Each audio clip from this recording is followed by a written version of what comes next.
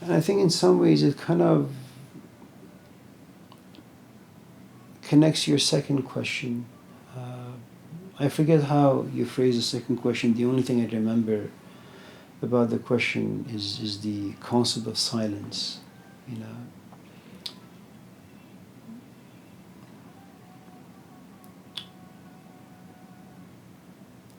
You know, for about 7 years of gathering with Hussein, none of us had any questions. He was our oasis. You don't really care, you know, because, when you have questions, there's a good amount of still self inside you trying to figure things out, you know. And it doesn't mean that, people should not have questions. That was just for us, um, some 40, 50 years ago.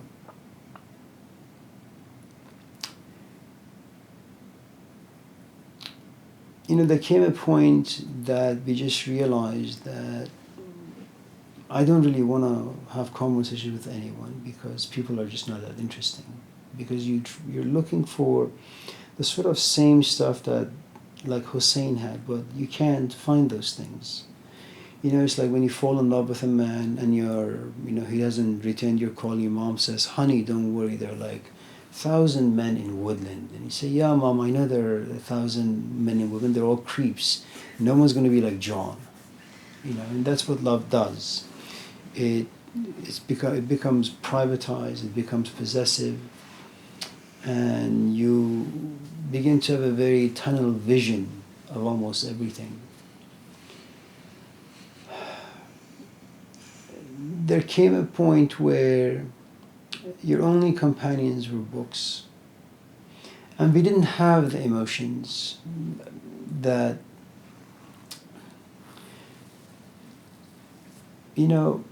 through Hussein we began to pray. Through Hussein we began to fast.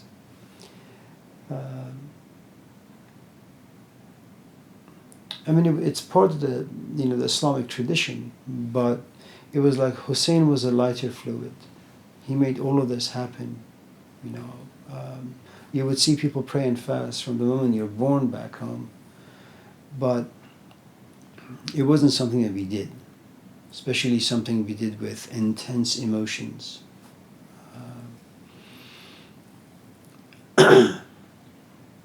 And when you get to that place where you kind of pray and you fast, there is a good amount of silence about you in regards to your interaction with the world. You're very quiet because you don't really care. You don't really have much of a silence within when you come home and you're focused and you want to feel things and you want to understand things, but you can't, so you bang your head against the wall constantly because you want to figure things out. And it's not like you can just pick up the phone and call Hussein with every question that comes to you, or once in a while you have a difficult time, you call him and he says, "Okay, I'll come to the car wash in the morning." But when we go to his house, there came a point none of us had anything. I would say, "Okay, well, I'm just going to open Hafiz, or I'm going to open the Quran and read a verse, or read a poem and then give commentary." And we'd say, "Okay, that was fine." It didn't really matter, because you come to a place where you say, he wants to give us tea, fine. He wants to give us water, fine. He wants to give us food, fine. He doesn't want to give us anything, fine. We are with Hussein. It doesn't matter what he gives us. Everything is sweet. And so he would kind of just read the poem and then give commentary, which would take about 5-6 hours. And we stayed with him. And just in case one of us got tired, he would just look at us and say, "You're falling asleep. Don't be doing that. Go to the bathroom, wash your face, and come back." He says, "Okay."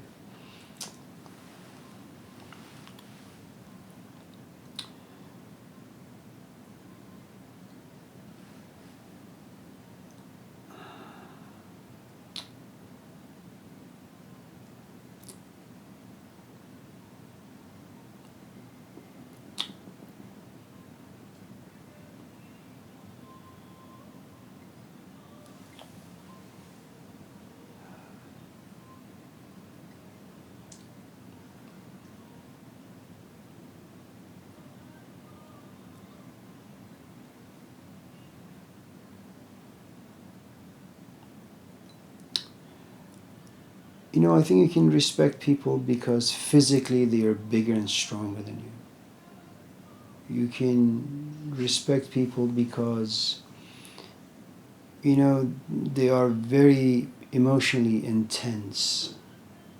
You could respect people because you're sitting in a gathering and somebody keeps talking about, what's happening in Ukraine, and he knows the history of Ukraine. He knows the history of, the political movements around the world.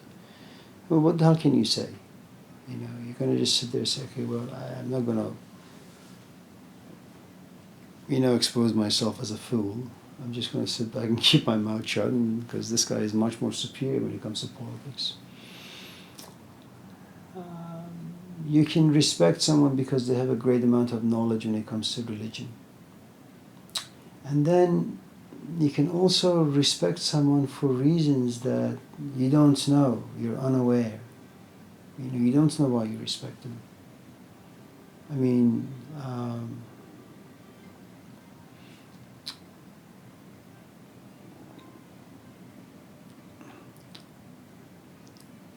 there's a story, I don't know if it's true or not.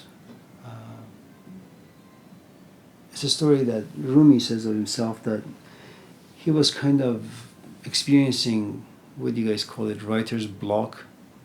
He couldn't write. Once I think first book is done, he's kind of is in a rut. And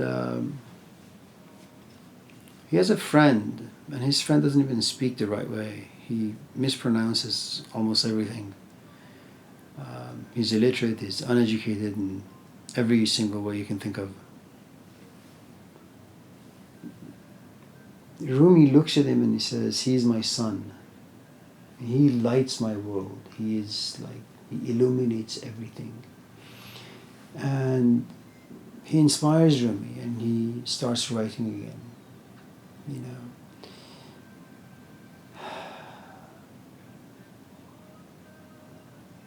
You guys are all like applying for different positions, teaching positions, and you get interviews, and your boss, someone calls and says you have an interview with the dean. But it's the dean. The dean has 20 departments under him that he has to kind of overlook, make sure this machine is running smoothly. He controls the budget. He has the power to hire. He doesn't really have the power to fire, but he has the power to hire. And if he likes you, he'll give you a lot of classes to teach. If he doesn't like you, he'll find a way to sabotage your career. And so, when you go there, and you're kind of nervous. Unless you are at a place where, you just don't really care.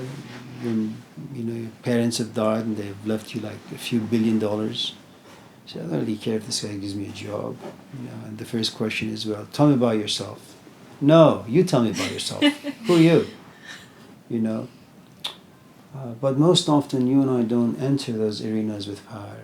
We're quite poor, and we say, yes, hi, my name is so-and-so, and I like your glasses, Dean. You respect their power. There's a guy at Sierra called Johnny Terry. He knows a lot of things about a lot of things. People respect his intellect.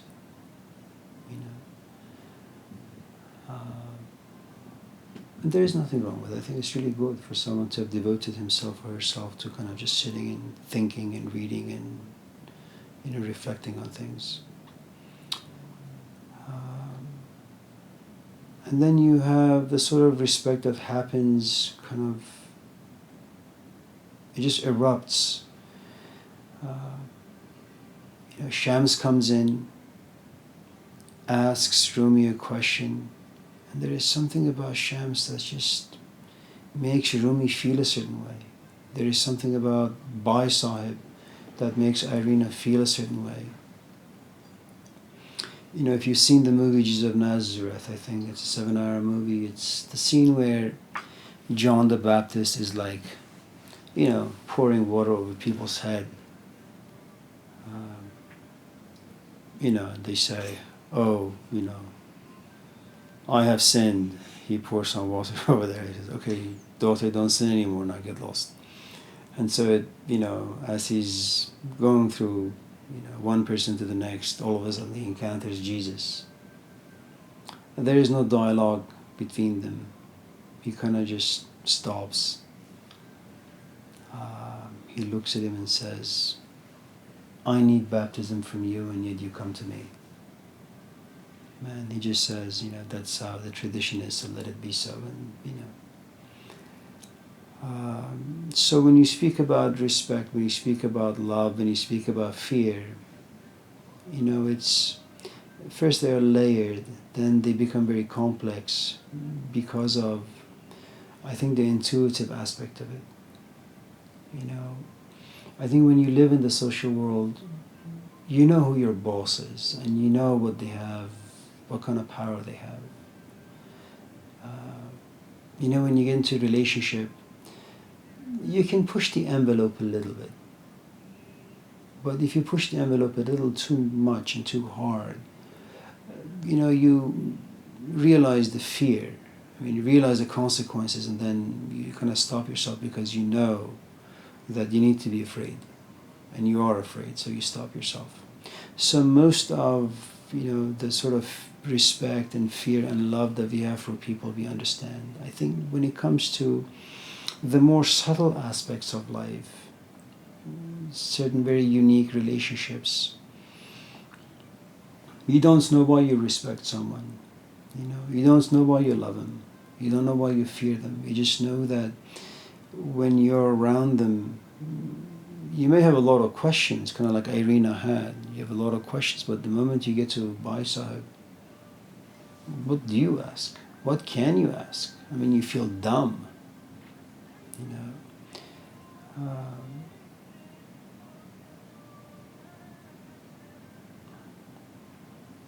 We had a friend that he lived in Berkeley. His name was Muhammad Haqi. I may have told you guys about him.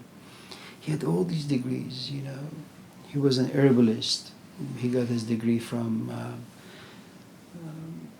this guy who was perhaps the foremost herbalist in Iran. He had his MD from University of Shiraz. He had his PhD in philosophy from Oxford. He has he was an acupuncturist degree from University of Maryland. And yet, and he was like a 45-year-old guy. And yet his teacher was a 27-year-old who lived in Canada. And there was, from what he told me, Happy, that even though he was 30 years his senior, 20 years his senior, and even though he had all these degrees, and even though this 25-year-old kid had no formal education, Haqi just felt small and pathetic before him. He had a great amount of respect for him. So when he moved to Berkeley,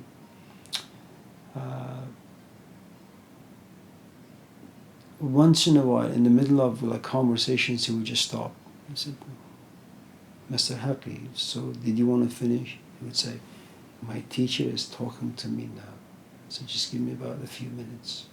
Whether he was a little nuts or not, I don't really know.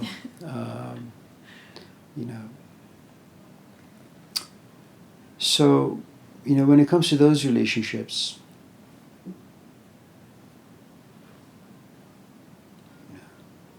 respect comes from places you don't know, and love comes from places you don't know, and fear comes from places you don't know.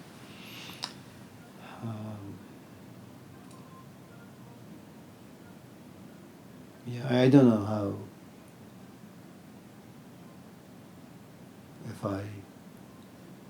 but that's the best. And then.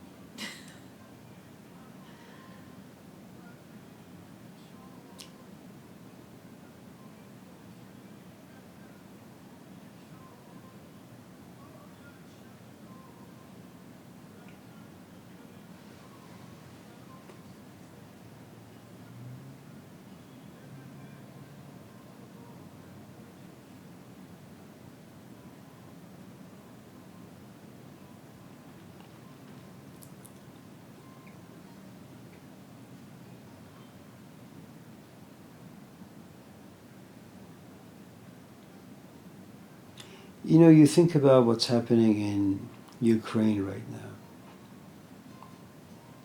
Russia is like Goliath. Ukraine is like David. Certainly when you look at Goliath, you need to have a tremendous amount of respect for this monster. Gigantic. 9 feet 9 inches tall, and you're David. You're like 2 feet 2. I mean, what are you going to do?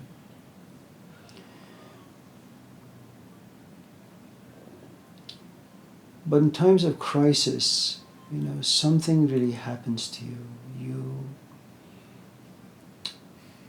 You begin to respect a culture that you have never really studied or really understood.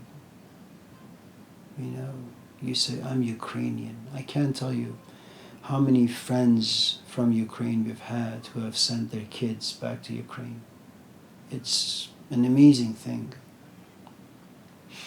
that you're facing an enemy whose military power is 100 times more stronger, more powerful than yours, and yet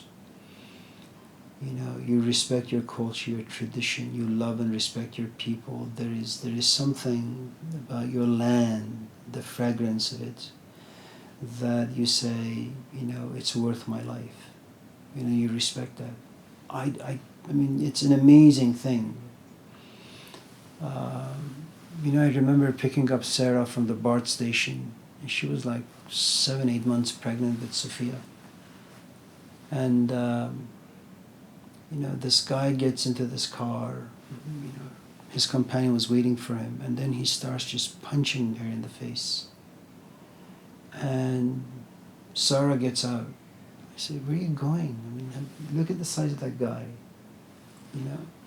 Just stay in the car, mind your business, let's just go. I've seen these things before. But I don't know, Sarah sees a woman getting beaten up by this ridiculous, primitive man, and she doesn't care that she's pregnant. She doesn't even think about, perhaps, if she gets involved, maybe, something will happen to her pregnancy. She doesn't care about any of those things. He just goes to the window and he says, I'm going to call the cops. Lay your hand on her one more time. I'll call the cops. And the guy opens the door, and, I think he was going to kind of beat her up. But maybe he saw that she was pregnant, so he kind of just backed off. I was trying to kind of just take notes on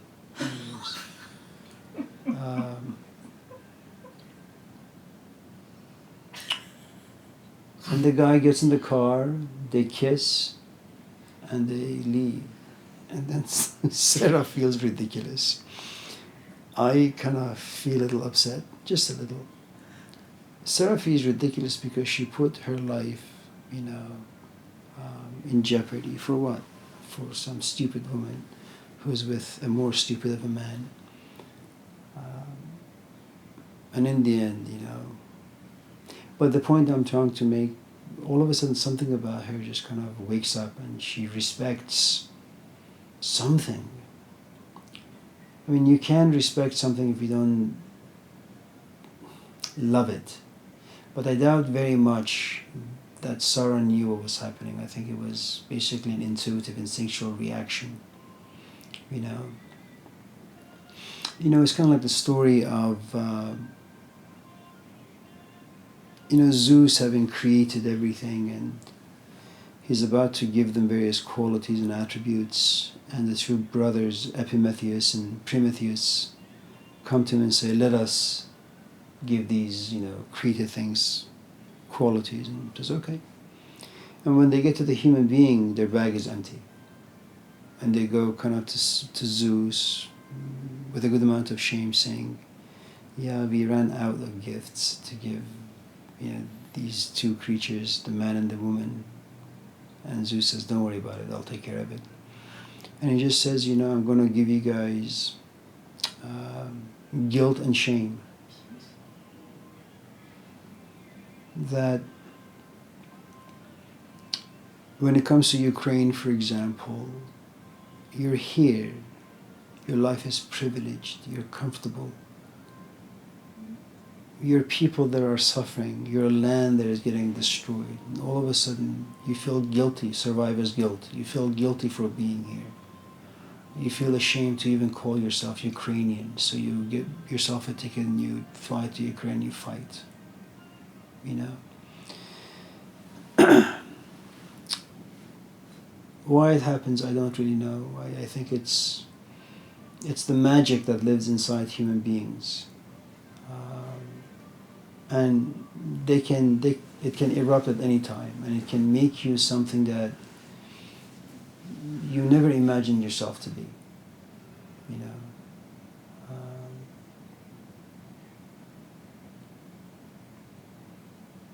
So, yeah, my apologies for rambling on.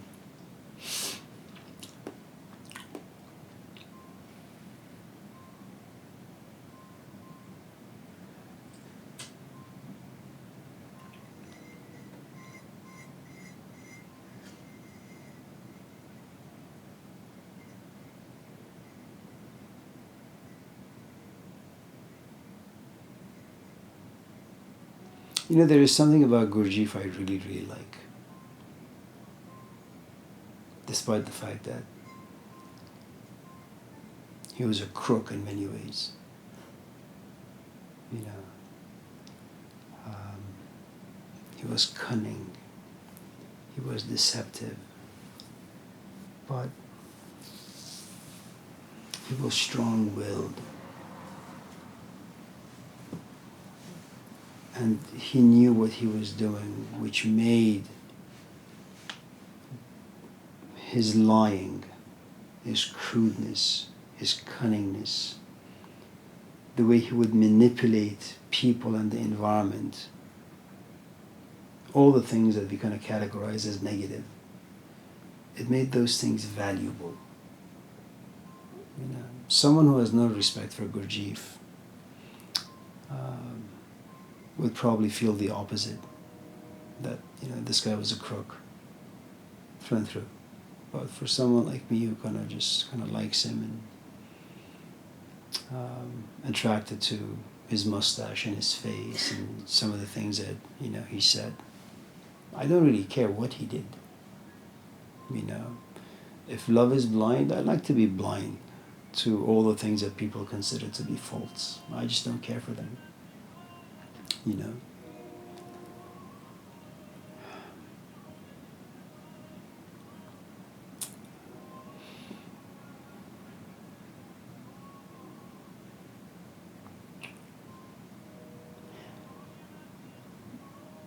I think you just have to come to a place where you say, all right, well, I respect John. Okay, so maybe I respect John because I love John. Okay, well, I don't really know why I love him. I don't really know why I respect him. But all I know is that I respect him and love him. Well, the hell with it. That's just the way things are. I can't understand it. I can't figure things out. But I just give up. You know, you kind of get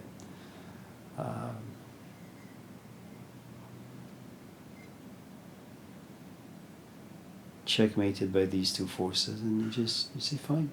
And it's really a place of submission where you're not really interested in knowing.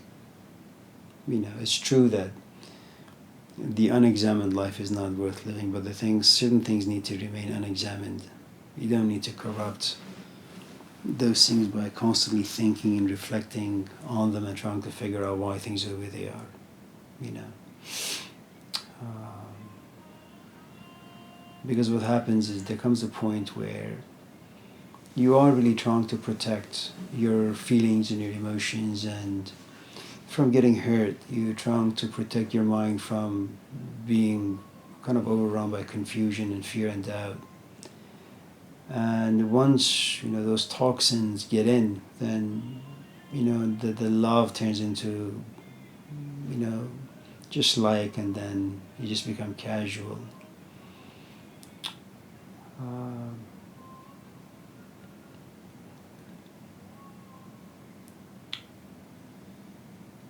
You know, there's also a disclaimer, which is Hussein was a man. Mehrdad was a man. The other Hussein was a man, and I was a man. So you had 4 men just hanging out together for about 10 years. You know, I don't really know how it would be if, for example, we had a woman in our gatherings for 10 years. I don't know. Maybe the woman would have spoiled the whole thing. I'm not sure. I don't really know. Because in many ways it's a cultural thing.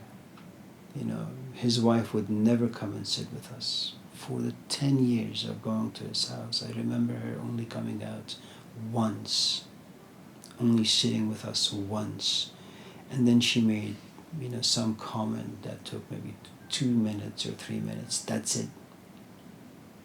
So the separation of men and women is mostly cultural. I'm not quite sure how things would have been if he was a bit more casual or a bit more open or a bit more casual, where he just allowed, you know, men, women, dogs, cats to come in and just listen.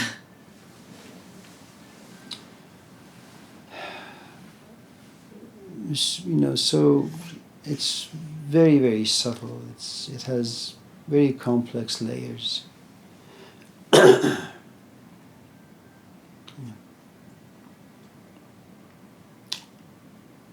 Alison, anything?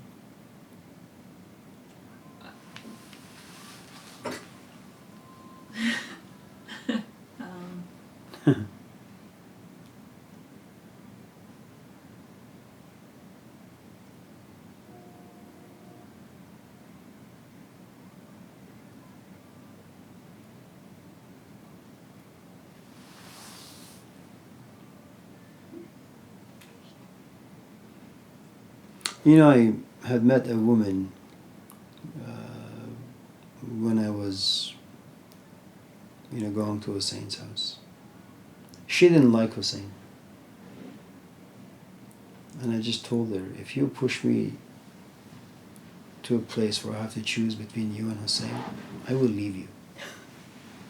I'm not going to choose you. You either will be nice to him and you will be accepting of all the things that he says and does, or you'll just leave. She left. And I didn't really much care. You know.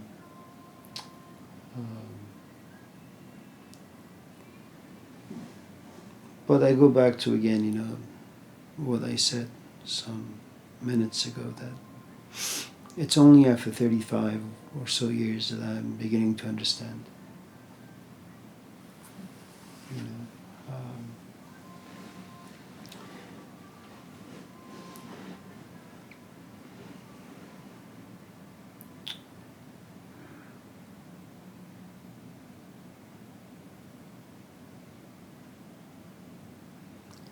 know, and it's the same thing with, I suppose, parenting. You know, I think kids are nice little animals. Don't get me wrong. And they're new to life. They're experimenting with everything in life. You know, and as an adult, you want your house to be organized. You want your kids to be civilized. After a certain time, you want them to just sit on the sofa, read a book, or, you know, breathe deeply. You know, but they're kids. They have no respect for parents, what they're trying to do. You know, they have no idea how difficult it is to, like, wake up at 4 in the morning, do all sorts of crazy things for them, you know, and continue doing things for them until like 9 o'clock at night, you know. And then you threaten them. The poor kids, what the hell do they know? Nothing. They're really just stupid. They're stupid because they have no life experience, because they're just kids. You know, hopefully these kids will get into a healthy relationship. And by healthy, I don't mean a relationship without conflict. a relationship where there will be lots of conflict, but they are mature enough, healthy enough to kind of sit and kind of talk about the conflicts. Not jump from one relationship to another. Like a monkey. That hopefully they will have their own children. And then that hopefully will kind of force them to reflect on all the things that their parents did for them, all the sacrifices. Say, really? I was like that? Like breaking things, drawing on the wall, breaking windows, stealing, plagiarizing on my essays, all that stuff. My mother being called to the principal's office. Did I really do all of that? The answer is, well, yeah, you did all of that. And then something about you kind of just opens up and said, you know what? I'm just going to go to the car wash every single day and do the best I can so my father can relax. I think he's paid his price. And the problem with parenthood is that as a father or a mother, your job is, well, fathers are a little different, I suppose, but for mothers, your job is never done. You're just a mother. I mean, that's who you are from, the time you have a child and the day you die. And that's a tragic way of kind of, being, but that's just the way things are. And I think that's when you begin to really, really respect what has come before you, what others have done for you,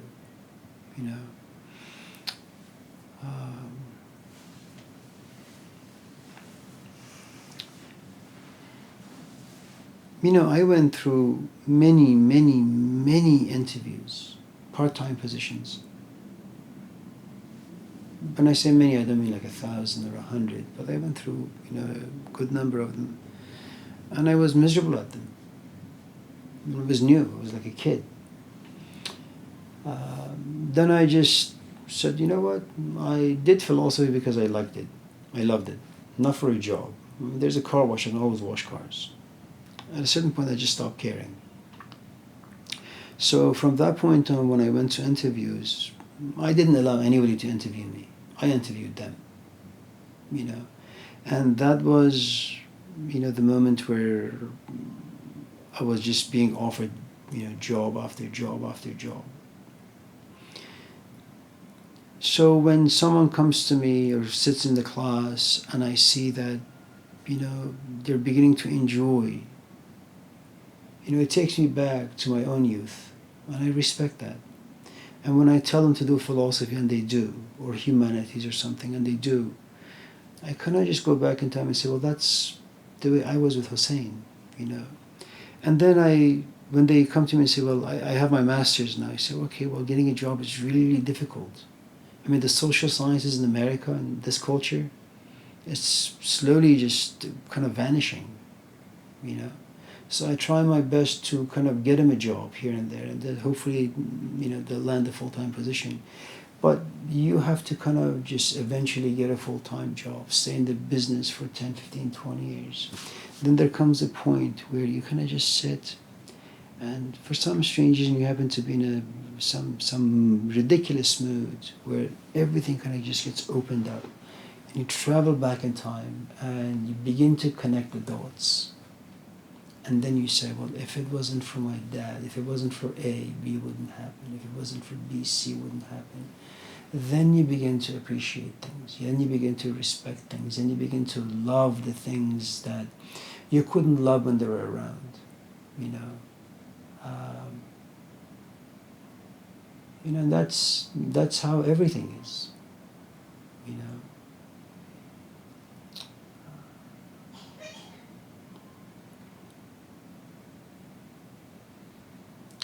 I think it's very true that you appreciate things, you love them and respect them when you lose them.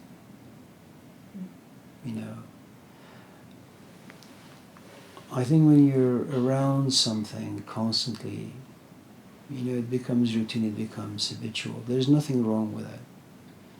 But because it's just right next to you, it's very, very difficult, nearly impossible to kind of grasp all the things that it does for you. And in some ways, I think we all fall into the prodigal son story. All of us get our riches from a certain place. All of us go and spend those riches on things that are undeserving.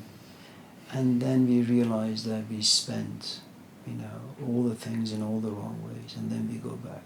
And then you respect and you love in ways you couldn't have. And that's, I think, one of the, I don't know if you can call it injustices or cruelties or, absurdities of life, but it seems like you can really truly love and truly respect when you have lost the thing that, gave you life, whether it's physical, emotional, intellectual, spiritual, whatever the case may be,